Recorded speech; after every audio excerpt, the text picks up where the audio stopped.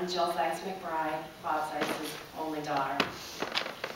Dad was born on St. Patrick's Day, March 17, 1929, and he died on June 21, 2010. He lived for 81 years, 3 months, and 4 days. But the impact of a person's life isn't measured in the number of days they spend on the planet. It's measured by the lives that they touch, the memories that they create, and the legacy that they leave behind. And Dad left quite a legacy. Being one of Bob Zeitz's kids wasn't always easy. As a kid, especially as a teenager, all you want to do is stay under the radar. You just want to fit in, you want to slide by, you don't want to attract too much attention. And in our house, that just simply wasn't possible. Other kids' dads drove station wagons. Our dad drove a 1927 Bugatti replica convertible with a horn that went, "Auga, auga." Other kids' dads, they wore suits and ties to work. Our dad gave Lady Gaga a run for her money. He wore jeans with our names embroidered on them in letters this big. He had a purple suit and an array of neon jackets. Dad never met a loud print he didn't like. Other kids' dads sat quietly in the audience at sporting events and chorus concerts. Not our dad. He was regularly thrown out of my brother's sporting events for yelling.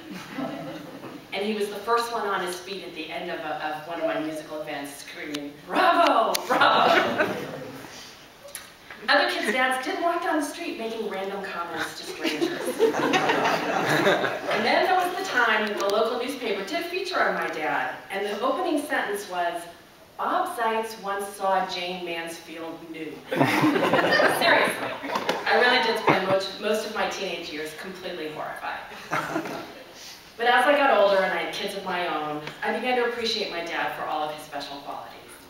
During the past few months, I've taken some time to reflect on my life and the impact that he had on it, and the impact that he had on the life of my kids, and the many, many lessons that he taught me. And I'd like to share a few of those lessons with you today. Lesson number 1, family comes first. If you asked Dad what his proudest accomplishment was, he wouldn't hesitate for a minute. He'd say it was his family. He was so daggone proud of my mom and us kids and the grandkids. He talked about us constantly, and he'd tell anybody who would listen stories detailing every single detail of our lives. Lesson number 2, show up. Woody Allen said that 80% of success is showing up. And Dad showed up. He didn't spend his weekends on the golf course or out with his buddies at night. He was home with us. Growing up, he never missed a sporting event. He barely missed a practice. He was at every one of my musical performances. He came to watch me cheerlead. He sat in the stands on Friday nights when I was in high school and through my football games when I was on the field dancing for 2 minutes. At the end of the game, I didn't even know who won. He would be the one who knew who won. In putting together the video that we watched earlier, I went through decades of family photos, and I was so struck by the fact that in every major event in my life, and so many minor ones, Dad was there. He showed up. He was at all of our weddings. He was at my kids' bar mitzvah. He was at Thanksgiving and Hanukkah and the Jewish high holidays and Christmas. When Josh and Terry had their kids, he showed up, and he stayed with them for a month, and he helped out. He showed up because he put his family first, and he created memories that will last us all through the lifetime. 3, speak up.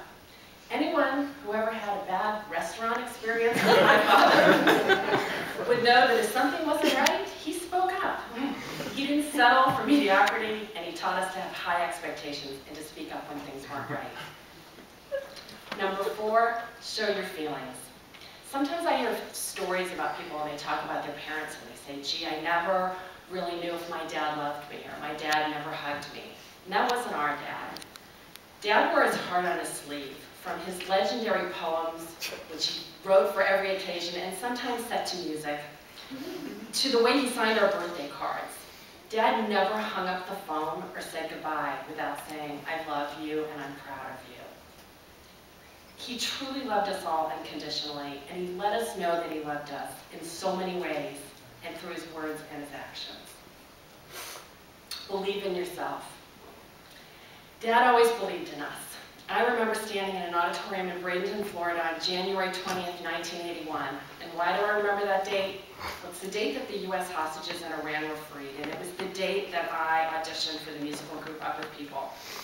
I had just watched the show, and I wanted to get into that group more than I'd ever wanted anything in my whole life. And I was terrified and consumed with insecurity. They only took 500 people from all over the world. They had a focus on diversity and ethnicity, and I remember standing there before my interview thinking, they don't need another white girl from Florida with a mediocre voice. Even when I didn't believe in myself. And yeah, I went in there and finally convinced them that I was worthy. Roll up your sleeves and get busy. Dad couldn't type, and he only learned to use a computer in the last few years. To quote my kids, Bob does it old style. Dad believed in a personal touch. He didn't email his press releases. He actually went out and met with newspaper reporters. As someone in the PR business, let me tell you, nobody does that anymore. Growing up, I remember so many times when Dad pitched in to help me out. When I ran for class president my junior year at high school, he spent hours hand-lettering signs for me with slogans like, "Hit new heights, elect Jill Zeitz."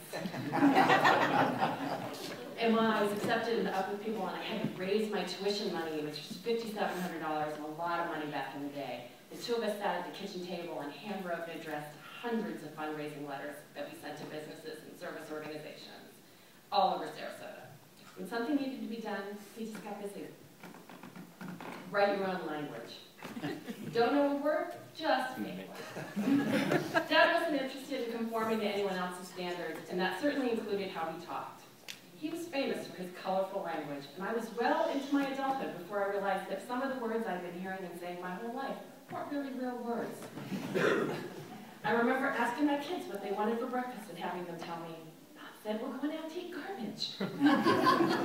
"That thing you put on your head? Oh, it's a hattle." "Going out shopping? No, I'm just going to schmai." And everything was a fakakta production. Not only have these words permeated the language of our immediate family, but we now have friends all over the country who use these popisms in their vocabulary. Number 7, attitude is everything. Cancer changed Dad, not only physically, but emotionally and spiritually. He stopped sweating the small stuff, and he got really, really focused on the things that were important to him. He tried to live each day to the fullest and to face it positively. He tried to accept what he couldn't change, and he maintained his sense of humor. He refused to let his illness define him, choosing instead to transcend his circumstances. And finally, Dad's credo, live, love, laugh. They weren't just words to him, they were how he lived his life. Live, Dad lived big. Love, Dad loved big. Laugh, oh, we laughed big. Those are the words that I think of first when I remember him, and when I'm alone and it's quiet, I hear him saying them like he did so many times at family gatherings. Live, love, laugh. I've got Dad. I'll leave you today with a short poem. I didn't write it, but I wish I had, because it so accurately reflects my feelings, and I bet many of yours. There are journeys of 100 years and more. Yours was much shorter. It lasted a lifetime. You are with me now in my thoughts and feelings, alive in my memory for the rest of my life. I will learn and grow from the experience of your living and even of your dying. You changed who I am and who I will.